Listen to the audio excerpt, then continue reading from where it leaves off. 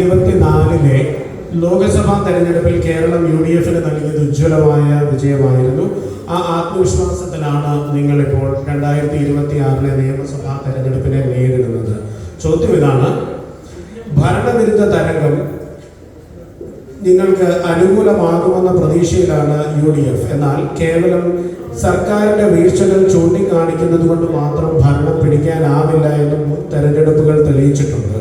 കേരളത്തിലെ വോട്ടർമാർക്ക്, പ്രത്യേകിച്ച് യുവതലമുറയ്ക്കും പ്രവാസികൾക്കും മുൻപിൽ UDF അവതരിപ്പിക്കുന്ന ബദൽ വികസന മാതൃക അല്ലെങ്കിൽ ഓൾട്ടർനേറ്റീവ് വിഷൻ എന്താണ്? ഗ്രൂപ്പ് വഴക്കുകൾക്കും പഠനപ്പിണക്കങ്ങൾക്കും മാറ്റി നിർത്തി ഒരു ഐക്യ മുന്നണിയായി ജനങ്ങളെ അഭിമുഖീകരിക്കുവാൻ ഇത്തവണ നിങ്ങൾക്ക് സാധിക്കുമോ? ഒരുപാട് ചോദ്യങ്ങളാണ് മോഡറേറ്റർ ചോദിച്ചിരിക്കുന്നത്. എല്ലാത്തിനും നമുക്ക് എടുക്കുവാനായിട്ട് സമയമുണ്ട്. നമ്മുടെ തെരഞ്ഞെടുപ്പ് 2024 പാർലമെന്റ് തെരഞ്ഞെടുപ്പ് മാത്രമല്ല നമ്മൾ നോക്കേണ്ടത്. 2021 ശേഷം നടന്ന നിയമസഭാ തെരഞ്ഞെടുപ്പിന് ശേഷം നടന്ന എല്ലാ ഉപതെരഞ്ഞെടുപ്പുകളും ലഭിച്ച വോട്ടുകളെക്കാൾ മുൻപ് ലഭിച്ചതിനേക്കാൾ ആയിരക്കണക്കിന്, 10,000-കണക്കിന് വോട്ടുകളുടെ ഭൂരിപക്ഷത്തിലാണ് ജയിച്ചത്. 2024 പാർലമെന്റ് തെരഞ്ഞെടുപ്പിലേക്ക് വന്നപ്പോൾ നമ്മൾ കണ്ടിട്ടില്ലാത്ത വിധം ജനഹൃദയങ്ങളിലേക്ക് കോൺഗ്രസ് ഇറങ്ങി. അതിനുശേഷം നടന്ന തദ്ദേശ ഭരണ തെരഞ്ഞെടുപ്പുകൾ നിങ്ങൾ ആരെങ്കിലും വിശ്വസിക്കുന്നുണ്ടോ അങ്ങനെയൊക്കെ നമുക്ക് കിട്ടുമായിരുന്നുവല്ലോ? ഏതാണ്ട് 70-80% പഞ്ചായത്തുകളുടെ, ബ്ലോക്ക് തലത്തില്, ജില്ലാ തലത്തില്, ഗ്രാമസഭാ തലങ്ങളിൽ ജനഹൃദയങ്ങളിലേക്ക് ഈ ഭരണവിരുദ്ധതയല്ലാതെ മറ്റെന്താണുള്ളത്? ഈ ഭരണത്തെ കൊണ്ട് മടുത്തതിന് മൂലമാണ് കേരളത്തിലെ ഗ്രാമാന്തരങ്ങളിലുള്ള ജനഹൃദയങ്ങളിലേക്ക് ഇറങ്ങിച്ചത്. അവിടുത്തെ പഞ്ചായത്തുകളിൽ ഞങ്ങൾക്ക് വിജയിക്കുവാനായിട്ട് സാധിച്ചത്. ആ വിജയം ഇപ്പോഴും ഞങ്ങൾ തുടരും. ഭരണവിരുദ്ധത മാത്രമല്ല, ജനഹൃദയങ്ങളിൽ വികസനത്തിന് വേണ്ടി നിൽക്കുന്ന ഒരു കാഴ്ചപ്പാടുള്ള ഒരു കോൺഗ്രസിനാണ്. ഇവിടെ അദ്ദേഹം ഇൻഡയറക്റ്റ് ആയിട്ടാണെങ്കിൽ നമ്മളോട് സൂചിപ്പിക്കുകയാണ്, പല നേതാക്കന്മാർ നമുക്കുണ്ടാണ്. കോൺഗ്രസ് എന്ന് പറയുന്നത് CPM പോലുള്ള ചെറിയ പ്രാദേശിക പാർട്ടി അല്ല, അതൊരു വലിയ പാർട്ടിയാണ്. ഇന്ത്യൻ നാഷണൽ കോൺഗ്രസിൽ ധാരാളം നേതാക്കന്മാരുണ്ടാകും. ആ ഒരു വലിയ പാർട്ടിയിൽ ധാരാളം നേതാക്കന്മാരുണ്ടാകും. അവർക്ക് ചിലപ്പോൾ അങ്ങോട്ടും ഇങ്ങോട്ടൊക്കെ ഇന്റേണൽ പൊളിറ്റിക്സിന്റെ ഭാഗമായിട്ടാണ്. എന്നാലും ഒരു മുഖ്യമന്ത്രിയെ മുന്നിൽ കണ്ടുകൊണ്ടല്ലോ ഞങ്ങൾ തെരഞ്ഞെടുപ്പിൽ പങ്കെടുക്കുക. അതൊക്കെ മാറും. ഇതെല്ലാം മാറി ഒറ്റക്കെട്ടായി നിന്നുകൊണ്ട് എല്ലാ നേതാക്കന്മാരും ഒരൊറ്റ തോളിൽ നിന്നുകൊണ്ട്, ഒറ്റ കെട്ടിപ്പിടിച്ചുകൊണ്ടാണ് ഇപ്പോൾ അവർ പറയുന്നത്. ശുഭപ്രതീക്ഷയാണ്. പഞ്ചായത്ത് തെരഞ്ഞെടുപ്പും നിയമസഭാ ഉപതെരഞ്ഞെടുപ്പും അതിന് അപ്പുറത്തെ വിജയം 110 ഞങ്ങളുടെ ലക്ഷ്യം. മനസ്സിലായി? 110. UDF അധികാരത്തിൽ വന്നാൽ നിലവിലെ സാമ്പത്തിക പ്രതിസന്ധി പരിഹരിക്കാൻ നിങ്ങളാണ് പറഞ്ഞത് കേരളത്തിൽ സാമ്പത്തിക പ്രതിസന്ധി ഉണ്ടെന്ന്. ശമ്പളവും പെൻഷനും നൽകുന്നതിനപ്പുറം ഉൽപാദന മേഖലയിൽ എന്ത് വലിയ മാറ്റമാണ് നിങ്ങൾക്ക് കൊണ്ടുവരാൻ കഴിയുക? വോട്ടർമാർക്ക് നൽകുന്ന വാഗ്ദാനങ്ങൾ പാലിക്കുവാൻ ആവശ്യമായ പണം നിങ്ങൾ എവിടെ നിന്ന് കണ്ടെത്തും എന്നാണ് പറയുന്നത്? അതിപ്പോഴല്ല പറയേണ്ടത്. അതിനെപ്പറ്റിയുള്ള VD സതീശൻ നമുക്ക് 1 മണിക്കൂറിന്റെ ഇന്റർവ്യൂ കഴിഞ്ഞ ദിവസങ്ങൾ കണ്ടു കാണുമായിരിക്കും. അതിനെല്ലാം പദ്ധതിയുണ്ട്, പറഞ്ഞതേ ചെയ്യുകയുള്ളൂ. ഇപ്പോൾ ഒരു ഉദാഹരണത്തിന് പറയുകയാണെങ്കിൽ, ആരാണ്ട് അദ്ദേഹത്തോട് ചോദിച്ചു കഴിഞ്ഞു, നിങ്ങൾ ഈ സ്ത്രീകൾക്കൊക്കെ എങ്ങനെയാണ് ഈ സൗജന്യമായിട്ട് യാത്ര ചെയ്യാൻ സാധിക്കും? അതിനെല്ലാം പദ്ധതികളുണ്ട്. അതിനുള്ള പദ്ധതികൾ കണ്ടുകൊണ്ട് തന്നെയാണ് പോകുന്നത്. യാതൊരു വിധത്തിലുള്ള പ്രയാസവുമില്ല. അതെല്ലാം ഈ കേരളത്തിൽ ഭരിച്ച 25-26 വർഷം ഭരിച്ച അധികാരത്തിൽ നിന്നവരാണ് അതിനുള്ള മേഖലകൾ കണ്ടുപിടിക്കും. വെറുതെ 1.5 ലക്ഷം രൂപ കടമായിരുന്നത് 6 ലക്ഷം കടത്തിലേക്ക് കേരളത്തിൽ മുക്കിക്കുന്ന ഒരു സർക്കാരിനെ പോലെയല്ല. അവിടെ വികസനം എന്ന് പറയുന്നത് വിഴിഞ്ഞം തുറമുഖം, അതുപോലെയുള്ള നിരവധി പദ്ധതികൾ കൊണ്ടുവന്ന ഒരു കോൺഗ്രസ് ആണ് ഇവിടെയുള്ളത്. അവർക്കറിയാം അതെന്തുകൊണ്ട് ജനങ്ങൾക്ക് മനസ്സിലായി. അതാണ് ഞങ്ങൾ ആഗ്രഹിക്കുന്നത്. അടുത്ത ചോദ്യം NDA പ്രതിനിധിയോടാണ്. കേരളത്തിലെ വോട്ടർമാർ പതിറ്റാണ്ടുകളായി LDFനെയും UDFനെയും മാറി മാറി പരീക്ഷിച്ചവരാണ്. എന്നാൽ ഇത്തവണ വികസിത കേരളം എന്ന മുദ്രാവാക്യമായി ഒരു 3ാം ബദൽ എന്ന നിലയിലാണ് NDA ജനങ്ങളെ സമീപിക്കുന്നത്. ചോദ്യം ഇതാണ്: കേന്ദ്രത്തിൽ NDA സർക്കാർ അധികാരത്തിൽ ഇരിക്കുമ്പോഴും കേരളത്തിൽ ഒരു നിർണായക ശക്തിയായി മാറുവാൻ BJP നയിക്കുന്ന മുന്നണിക്ക് ഇതുവരെ കേരളത്തിൽ സാധിച്ചിട്ടില്ല. കേരളത്തിന്റെ സവിശേഷമായ രാഷ്ട്രീയ സാമൂഹിക പശ്ചാത്തലത്തിൽ കഴിഞ്ഞ 60 വർഷമായി LDFും UDFും പരാജയപ്പെട്ട ഇടങ്ങളിൽ എന്ത് അത്ഭുതമാണ് നിങ്ങൾക്ക് പ്രവചിക്കുവാൻ സാധിക്കുക? കേരളം BJP എല്ലാ സ്ഥലങ്ങളിലും പ്രവർത്തനവും ഏകദേശം 20% വോട്ടുമുള്ള ഒരു രാഷ്ട്രീയ പാർട്ടിയാണ് NDA. ഓരോ ഇലക്ഷൻ കഴിയുന്തോറും സ്റ്റെപ്പ് ബൈ സ്റ്റെപ്പ് കേരളത്തിലെ നമ്മുടെ ഇലക്ഷൻ, അതുപോലെ നമ്മുടെ വോട്ട് ഷെയർ കൂട്ടിക്കൊണ്ടിരിക്കുന്ന ഒരു പാർട്ടിയാണ് BJP ആണ് NDA. ഈ പ്രാവശ്യം തന്നെ നമ്മുടെ കഴിഞ്ഞ പഞ്ചായത്ത് ഇലക്ഷനിൽ ഏറ്റവും പ്രാധാന്യമുള്ള തിരുവനന്തപുരം നഗരസഭ BJP NDA ഭരണത്തിൽ വന്നിരിക്കുന്നു. BJP അവിടെ 4000 പോലും അടുപ്പിക്കില്ലെന്ന് പറഞ്ഞ ആ സ്ഥലത്ത് BJPയുടെ കഠിനമായ ഫോക്കസുള്ള വർക്ക് കാരണം അവിടെ അധികാരത്തിൽ വന്നിരിക്കുന്നു. അങ്ങനെ അതുപോലെ തന്നെ നമ്മുടെ നമ്പർ ഓഫ് പഞ്ചായത്ത് മെമ്പേഴ്സ്, അതുപോലെ നമ്പർ ഓഫ് പഞ്ചായത്തുകൾ BJP കിട്ടുന്നതെല്ലാം സുസ്ഥിരമായിട്ടുള്ള ഒരു വളരെ സ്റ്റേബിൾ ആയിട്ടുള്ള ഒരു ഗ്രോത്ത് പാറ്റേണിലാണ് പോയിക്കൊണ്ടിരിക്കുന്നത്. ഈ ഒരു ഇലക്ഷനോട് കൂടിയിട്ട് BJPയിൽ അതുപോലെ NDAയിൽ വലിയ ഒരു മാറ്റം കേരളത്തിലെ രാഷ്ട്രീയത്തിൽ NDA പ്രതീക്ഷിക്കുന്നു. തിരുവനന്തപുരത്തിലും മധ്യ കേരളത്തിലും അതുപോലെ മഞ്ചേശ്വരം, പാലക്കാട് അങ്ങനെയുള്ള പല സീറ്റുകളും കേരളത്തിൽ BJP നേടാൻ പോകുന്ന വലിയൊരു കാഴ്ചയാണ് കണ്ടുകൊണ്ടിരിക്കുന്നത്. BJPയുടെ പല സ്റ്റേറ്റുകളിലും നമ്മൾ അങ്ങനെയാണ് BJP കയറി വന്നിട്ടുള്ളത്, അവർ വിജയിച്ച് വന്നിട്ടുള്ളത്. ചോദ്യത്തിന്റെ ഉത്തരത്തിലേക്ക് വന്നില്ല എങ്കിലും അതോടൊപ്പം തന്നെ ചോദിക്കട്ടെ, ക്രൈസ്തവ വിഭാഗങ്ങൾ ഉൾപ്പെടെയുള്ള ന്യൂനപക്ഷങ്ങളെ ചേർത്ത് നിർത്തുവാനുള്ള BJPയുടെ നീക്കങ്ങൾ കേരളത്തിൽ വലിയ ചർച്ചയാണ്. ദേശീയ തലത്തിലുള്ള രാഷ്ട്രീയ സാഹചര്യങ്ങൾ മുൻനിർത്തി ഈ വിഭാഗങ്ങളുടെ ആശങ്കകൾ ദൂരീകരിക്കുവാനും അവരുടെ വിശ്വാസം ആർജിക്കുവാനും ഇത്തവണ നിങ്ങൾക്ക് കേരളത്തിൽ സാധിക്കുമോ? തീർച്ചയായിട്ടും. നമ്മളിപ്പോൾ കേരളത്തിൽ നോക്കിക്കഴിഞ്ഞാൽ ഇന്ത്യയിലെ ക്രൈസ്തവ വിഭാഗങ്ങൾ എത്ര MLA-മാരുണ്ടെന്ന് നോക്കിക്കഴിഞ്ഞാൽ 300 MLA-മാർ BJPയിലെ ഉണ്ട് ഇന്ത്യയിൽ മുഴുവനായിട്ട്. അതേസമയം ഇന്ത്യ മുന്നണിയുടെ MLA-മാർ എന്ന് പറയുന്നത് 33 300 33 എവിടെ വരുന്നത്. അങ്ങനെ അതിൻ്റെ അർത്ഥം ക്രൈസ്തവ വിഭാഗങ്ങൾക്ക് BJPയെ വിശ്വാസമുണ്ട്, NDA വിശ്വാസമുണ്ട്, NDAയുടെ കൂടെ നിൽക്കാൻ തയ്യാറാണ്. ക്രൈസ്തവമായ 3 മുഖ്യമന്ത്രിമാർ NDAയുടെ ഭാഗമാണ്. അപ്പോൾ ഓരോ സമയത്തും NDAയിൽ എല്ലാ ന്യൂനപക്ഷങ്ങളെയും ചേർത്ത് നിർത്തിക്കൊണ്ട് തന്നെയാണ് BJP മുൻപോട്ട് പോകുന്നത്. അതിനുള്ള ഫലം ഈ പ്രാവശ്യം കാണുന്നത്. അടുത്ത ചോദ്യം LDFന്റെ പ്രതിനിധി അക്കൂറിനോടാണ്. കേരളത്തിന്റെ രാഷ്ട്രീയ ചരിത്രത്തിൽ 40 വർഷത്തെ കീഴ്വഴക്കം തിരുത്തിക്കുറിച്ചാണ് 2021 LDF തുടർച്ചയായ 2ാം വട്ടം അധികാരത്തിൽ വന്നത്. ഇപ്പോൾ വികസന തുടർച്ച എന്ന മുദ്രാവാക്യവുമായി നിങ്ങൾ 3ാം ഊഴത്തിനായി, അതായത് LDF 3.0 ജനങ്ങളെ സമീപിക്കുകയാണ്. ചോദ്യം ഇതാണ്, കഴിഞ്ഞ 10 വർഷത്തെ ഭരണ നേട്ടങ്ങൾ നിങ്ങൾ എണ്ണി പറയുമ്പോഴും കേരളം ഇന്ന് നേരിടുന്ന ഏറ്റവും വലിയ പ്രതിസന്ധി രൂക്ഷമായ സാമ്പത്തിക തകർച്ചയും കടക്കെണിയുമാണ്. വികസന പദ്ധതികൾ പലതും സാമ്പത്തിക പ്രതിസന്ധി മൂലം പാതി വഴിയിൽ നിൽക്കുന്നു എന്ന ആക്ഷേപവും ഉണ്ട്. വെറും ക്ഷേമ പദ്ധതികൾ കൊണ്ട് മാത്രം ജനവികാരം അനുകൂലമാക്കാൻ കഴിയും എന്ന് നിങ്ങൾ വിശ്വസിക്കുന്നുണ്ടോ? ചോദ്യത്തിന് ഉത്തരത്തിന് മുമ്പ് ജീമോൻ ആദ്യം പറഞ്ഞിരുന്നു മുഖ്യമന്ത്രി വരവ് തെറ്റാന്ന് വിളിച്ചിരുന്നു, എന്തൊക്കെയോ തെറി പറഞ്ഞിരുന്നു. ഒരു പത്രസമ്മേളനത്തിൽ കെ സുധാകരൻ സതീശനെ വിളിക്കുന്നത് എനിക്കിവിടെ പറയാൻ പറ്റില്ല, ഇവിടെ കൊച്ചുകുട്ടികളൊക്കെ ഏർപ്പാട്. അത് ഞാൻ ഈ സംവാദം കഴിഞ്ഞിട്ട് ജീമോൻ ചേട്ടനോട് പേഴ്സണലായിട്ട് വേണമെങ്കിൽ പറഞ്ഞുതരാം. ഓക്കെ. രണ്ടാമത്തെ കാര്യം, കേരളം കടക്കണിയിലാണെന്നാണ് ഇപ്പോൾ മോഡറേറ്റർ പറഞ്ഞത്. കേരളത്തിന്റെ അല്ല, ഇന്ത്യയിലെ ഏത് സംസ്ഥാനത്തിന്റെ ആണെങ്കിലും കടമെടുക്കാനുള്ള പരിധി നിശ്ചയിക്കുന്നത് കേന്ദ്ര സർക്കാരാണ്. കേന്ദ്ര സർക്കാർ ഈ പരിധി നിശ്ചയിച്ച് കേരളത്തിന് കടമെടുക്കാനുള്ള അനുവാദം കൊടുത്തിട്ടില്ലെങ്കിൽ കേരളത്തിന് കടമെടുക്കാൻ പറ്റില്ല. അങ്ങനെയുള്ള പരിധിക്കുള്ളിൽ നിന്നുകൊണ്ടാണ് കേരളം കടമെടുക്കുന്നത്. വളർച്ച കൂടുന്നവരും കടമെടുക്കാനുള്ള നമ്മുടെ പ്രാപ്തിയും കൂടും. അങ്ങനെയാണ് കേരളം കടമെടുക്കുന്നതും സുസ്ഥിര വ്യവസ്ഥാനം നടത്തുന്നതും. അതുകൊണ്ടാണ് കേരളത്തിലെ കടം ആദ്യത്തെ 10-ൽ പോലും ഇല്ല ഇന്ത്യയിലെ സംസ്ഥാനങ്ങൾ വെച്ചുമായിട്ട് അടിച്ചു നോക്കുമ്പോൾ. പിന്നെ വികസന പദ്ധതികളൊന്നും പൂർത്തീകരിക്കുന്നില്ല എന്ന് പറയും. ഏതാണെന്ന് എടുത്തു പറഞ്ഞിരുന്നല്ലേ? മനസ്സിലായി. പ്രവാസികൾ കേരളത്തിലേക്ക് നിക്ഷേപിക്കാൻ മടിക്കുന്നു എന്നൊരു പരാതിയും പൊതുവെ നമ്മൾ കേൾക്കാറുണ്ട്. ഇന്ത്യയിൽ ഏറ്റവും കൂടുതൽ നിക്ഷേപം വരുന്നത് കേരളം മലയാളിയ പ്രവാസികളിൽ നിന്നാണ്. ഇത് എന്താണ് ഒരു അന്തമൊന്നുമില്ലാത്ത ചോദ്യമാണ്. ഞാൻ ചോദിച്ചത് 1 ലക്ഷം കോടി എടുക്കാനുള്ള പരിധി കൊടുക്കുന്നത് കേന്ദ്ര സർക്കാരാണ്. ആ പരിധി കടമെടുക്കാനേ പറ്റത്തുള്ളൂ.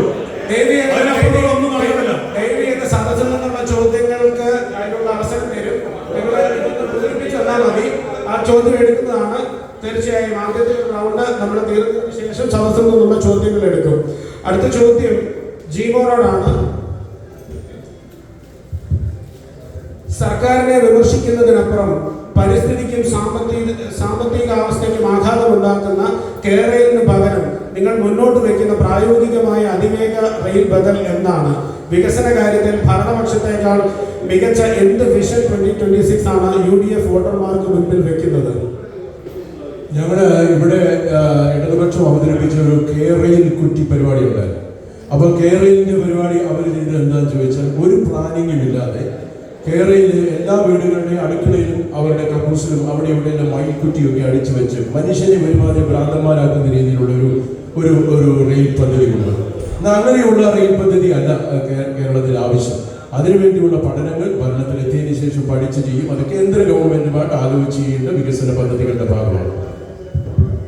നിങ്ങൾക്ക് ബദൽ എന്തെങ്കിലും ഉണ്ടോ എന്നാണ് ചോദ്യം. ഇപ്പോൾ എനിക്ക് പറയാനൊക്കത്തില്ല. നമ്മുടെ പദ്ധതികൾ വരുമ്പോൾ ഇപ്പോഴത്തെ പദ്ധതികൾ അത് പ്രഖ്യാപിച്ചിട്ടുണ്ട്.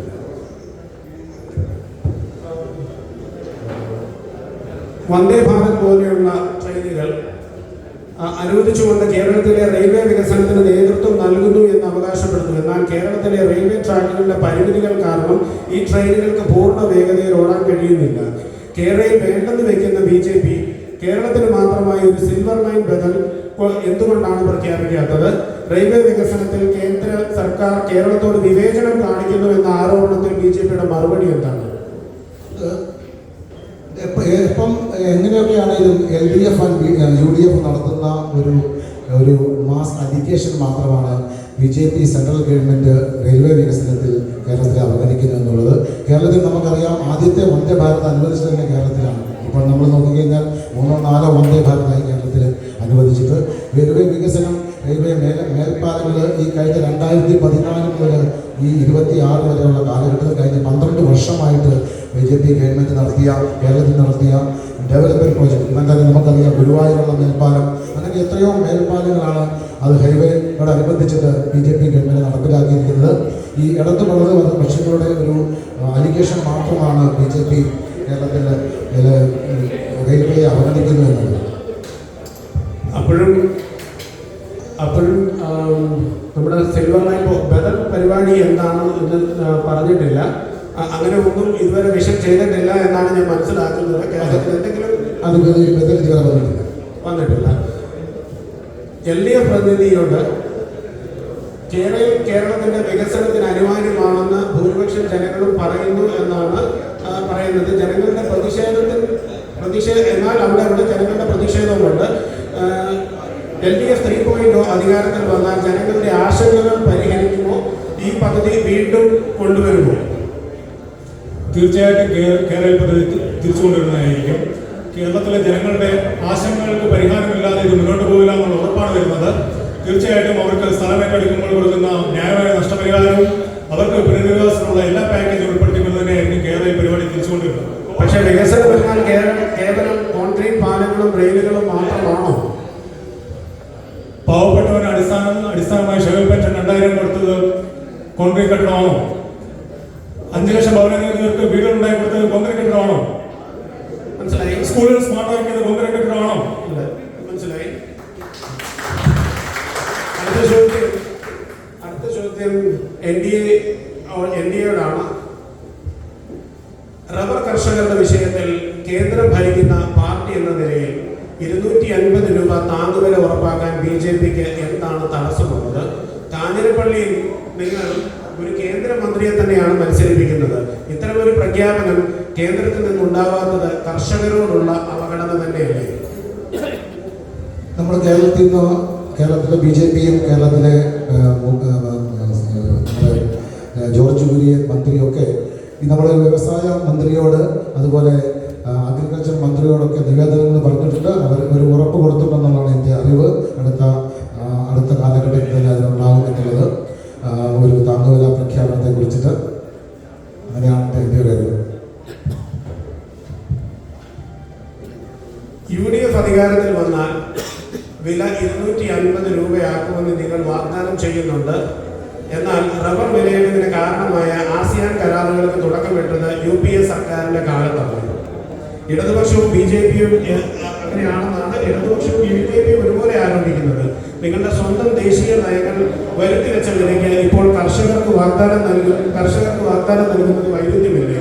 നിങ്ങൾ അധികാരത്തിൽ വന്നാൽ കേന്ദ്ര നയങ്ങളെ മറികടന്ന് ഈ പണം കൊണ്ടുവരുവാൻ നിങ്ങൾക്ക് സാധിക്കുമോ? എന്ത് പ്ലാനാണ് ഉള്ളത്? 250 രൂപ പറഞ്ഞിട്ടുണ്ടെങ്കിൽ 250 രൂപ കൊടുക്കും. പറഞ്ഞതേ ചെയ്യുള്ളൂ. കേന്ദ്ര നയങ്ങളെ മറികടന്ന് നിങ്ങൾക്ക് എങ്ങനെ മറികടക്കേണ്ട സിറ്റുവേഷൻ വന്നു കഴിഞ്ഞാൽ മറികടക്കേണ്ടി വരും. അല്ലെങ്കിൽ കേന്ദ്ര നയത്തോട് ഒത്തുകയും ഞങ്ങളുടെ പാനലിസ്റ്റിന് പറയാനുള്ള അവസരങ്ങൾക്ക് കൊടുക്കുമോ? ഞങ്ങളുടെ പാനലിസ്റ്റിന് പറയാൻ അധികാരത്തിലെത്തുന്ന ഉറപ്പുള്ളതുകൊണ്ട് എന്ത് വാഗ്ദാനങ്ങളാണ്? അക്വൻ എന്തും പറയാം. അവർ പേരത്തിൽ നിന്നുള്ള ഷുഗറാ. പിന്നെ ധൈര്യമായിട്ട് സുപ്രീം കോടതിയോട് കുഴപ്പമാണ്. ഞങ്ങളുടെ പാനലിസ്റ്റിന് അതിനെപ്പറ്റി പറയാൻ വേണ്ടി പറയാം. ഇപ്പോ ഒരു അവസരത്തിലാക്കി ജസ്റ്റിൻ ഇപ്പോൾ ജീമോ നേരത്തെ പറഞ്ഞതിനോട് ചേർത്ത കാര്യം പറഞ്ഞോട്ടെ. കഴിഞ്ഞ പ്രണയപത്രികയിൽ, കഴിഞ്ഞ നിയമസഭാ ഇലക്ഷന്റെ പ്രണയപത്രികയിൽ UDF പെൻഷൻ വാഗ്ദാനം ചെയ്തത് 3000 രൂപയാണ്. അതെങ്ങനെ കുറഞ്ഞാണ് 2500 ആയത്? ഇപ്പോൾ 3000 ഇല്ല, കുറച്ച് മുമ്പ് നിങ്ങൾ പ്രസംഗിച്ചോ പറഞ്ഞാണ് 2500. ക്ഷേമ പെൻഷനുകൾ 3000 വർദ്ധിപ്പിക്കും. കുറച്ച് മുമ്പ് നിങ്ങൾ പറയുമ്പോൾ ശ്രദ്ധിക്കണം. ഇവിടെ പാനലിസ്റ്റ് പറയുന്നുണ്ട്, പെട്ടെന്ന് പറയണേ, അതിന്റെ മറുപടി പറയണേ. എന്നെ ഒന്ന് സപ്പോർട്ട് ചെയ്യാനായിട്ട് ഇപ്പോൾ അവില്ലേ? ഹലോ, ഇല്ലല്ലോ, ഞാൻ ജീമോൺ സപ്പോർട്ട് ചെയ്താണ് സംസാരിക്കുന്നത്. അക്കു ആദ്യം തന്നെ പറഞ്ഞ കുറേ കാര്യങ്ങൾ എന്നോട് ചേർന്ന് ഞാൻ ചോദിക്കുകയാണ്. അല്ല, അത് ഞങ്ങൾ ഓൾറെഡി പറഞ്ഞല്ലോ, 3000 രൂപയാണ് ഞങ്ങൾ ക്ഷേമ പെൻഷനായിട്ട് കൊടുക്കുന്നത്. പിന്നെ കുടിശ്ശിക എന്ന് പറയുന്നത് മന്ത്രിസഭ പാസ്സാക്കി അയച്ചതിന് ശേഷമാണ് ഇവര് ഭരണത്തിൽ വന്നത്. അപ്പോൾ കൊടുക്കേണ്ടത് LDF ഗവൺമെന്റ് തന്നെയാണ്, അല്ലാതെ കുടിശ്ശിക വെച്ചിട്ടല്ല UDF ഗവൺമെന്റ് പോയത്. കുടിശ്ശിക അല്ല, ആ ഒരു പ്രസ്താവന നിയമസഭയിൽ അതിന് പൊളിച്ചടക്കിയ ഒരു പ്രസ്താവന 19 മാസം അത് പാസ്സാക്കിയത് മന്ത്രിസഭ കൂടിയിട്ടില്ല. 19 മാസം നിങ്ങൾ മന്ത്രിസഭ കൂടിയ പൈസ അയച്ചു കൊടുത്തതിന് ശേഷം മാത്രമാണ് അന്ന് 3 മാസത്തെയായിരുന്നു. നിങ്ങൾ മന്ത്രിസഭയിൽ വരുമ്പോൾ നിങ്ങൾക്കാണ് ഫണ്ട് ഉപയോഗിക്കാൻ പറ്റുള്ളൂ. ആ 1 മാസം നിങ്ങൾ ചോദ്യം എന്താണ്? എന്താ പറയാൻ വന്നത്? എന്താ ഞാൻ പറയാം. അതായത് ക്വസ്റ്റ്യൻ ഇതായിരുന്നു, റബ്ബർ കർഷകർക്ക് നിങ്ങൾ അടിസ്ഥാനപരമായിട്ട് 250 രൂപ കൊടുക്കുമ്പോൾ UDF കൊടുക്കുമ്പോൾ അടുത്ത ഗവൺമെന്റ് വരുമ്പോൾ എന്നതാണ് ക്വസ്റ്റ്യൻ. ആണോ? UDF കൊടുക്കുമ്പോൾ തീർച്ചയായിട്ടും കേരളത്തിലുള്ള റബ്ബർ കർഷകർക്ക് VD സതീശൻ എന്ന പ്രതിപക്ഷ നേതാവ് ഉറപ്പ് കൊടുത്തിട്ടുണ്ട്, അല്ലെങ്കിൽ KPCCയുടെ പ്രസിഡന്റ് ഉറപ്പ് കൊടുത്തിട്ടുണ്ട്, വരും കാലങ്ങളിൽ UDF ഗവൺമെന്റ്, ഈ വരുന്ന ഇലക്ഷനിൽ UDF ഗവൺമെന്റ് അധികാരത്തിൽ വന്നാൽ കേരളത്തിലുള്ള എല്ലാ റബ്ബർ കർഷകർക്കും, കേരളത്തിലുള്ള നെൽപ്പാടങ്ങളിൽ പണിയെടുത്തിരുന്ന എല്ലാ കർഷകർക്കും നെല്ലിന്റെയും റബ്ബറിന്റെയും താങ്ങുവില ഉയർത്തും എന്നുള്ള ധീരമായ ഒരു ഉറപ്പാണ് ഞങ്ങളുടെ പ്രതിപക്ഷ മനസ്സിലായി. അങ്ങനെ ധീരമായിട്ടുള്ള കർണാടക സർക്കാർ 2023 മാനിഫെസ്റ്റോയിൽ പ്രോമിസ് ചെയ്തതിന്റെ 3% 3 വർഷത്തേക്ക് നടപ്പിലാക്കിയത്. ഇപ്പോൾ കർണാടക സർക്കാരിന് അവിടെ ബാംഗ്ലൂരിൽ ഒരു NGO citizen voluntary initiative for the city എന്ന് പറഞ്ഞ NGO പറഞ്ഞിരിക്കുന്നത്, നിങ്ങൾ പറഞ്ഞ മാനിഫെസ്റ്റോയുടെ 3% കർണാടകയിൽ നടപ്പിലാക്കിയിരിക്കുന്നത്. നിങ്ങളുടെ കേരളത്തിൽ എന്തും പറഞ്ഞിട്ട് അധികാരത്തിൽ വരാൻ കാരണമുണ്ടോ? ഇത് എങ്ങനെയാണ് ഈ 250 രൂപ കേരളത്തിലെ എക്സ്റ്റൻഡറിന് എങ്ങനെ നിങ്ങൾ ഫൈനാൻസ് ചെയ്ത് പറയും? ഇപ്പം കേരളത്തിൽ അവിടെ കർണാടകത്തിൽ നിങ്ങൾ ഫ്രീ ആയിട്ട് സ്ത്രീകൾക്ക് സൗജന്യ യാത്രയൊക്കെ കൊടുത്തു. കർണാടകം പോസിറ്റീവ് BJP ഇറങ്ങുമ്പോൾ പോസിറ്റീവിൽ പോയിക്കൊണ്ടിരുന്ന കർണാടക ബഡ്ജറ്റ് 3 വർഷം കൊണ്ട് എങ്ങനെയാണ് കമ്മിയായത് എന്ന് നിങ്ങൾക്കറിയാം. ഇതാണ് അവിടുത്തെ KSRTC നശിപ്പിച്ചു. ഫ്രീ ആയിട്ട് ഇത് കൊടുത്ത KSRTC നശിപ്പിച്ചു. അതിന്റെ മറുപടി അക്കൂര് പറയാനുണ്ടോ? ഈ ഇതിൽ പറഞ്ഞത് താങ്ങുവിലയെ പറ്റി തീർച്ചയായിട്ടും ഇടതുപക്ഷ സർക്കാർ വന്നപ്പോഴാണ് ബഡ്ജറ്റിൽ നിന്നെടുത്ത് റബ്ബറിന് താങ്ങുവില $200 നിശ്ചയിച്ചിട്ടുള്ളത്. അതിൽ നിന്ന് കേന്ദ്ര സർക്കാരിന്റെ യാതൊരു വിധവുമില്ല എന്നാണ്. എന്നാൽ ഈ സബ്സിഡിക്കുള്ള കർഷകർക്ക് ലഭിക്കാൻ മാസങ്ങളോളം വൈകുന്നു എന്ന പരാതി